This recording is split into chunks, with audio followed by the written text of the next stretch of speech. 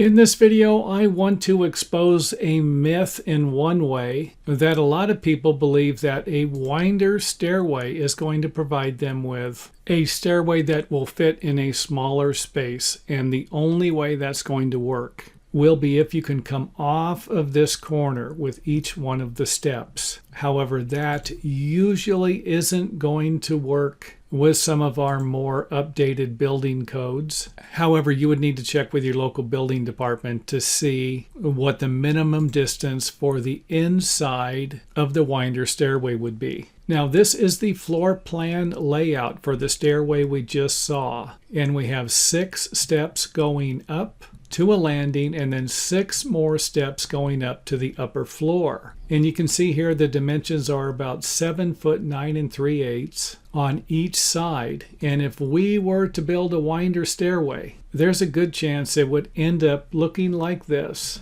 occupying the same amount of space as this one and having the same amount of steps. 5 steps going up here, 5 steps here, or 6 steps going up here to basically another step, and then 6 steps going up. And in my opinion, this stairway is going to be easier to build and safer to use. However, if you were allowed to come off of the center point here, you can see where we could actually build a smaller stairway. However, the stairway is not going to be as safe, and the dimension here, according to the International Building Code book, needs to have a minimum measurement of 6 inches on the inside step, or the smallest section of the step. So even this one right here wouldn't work.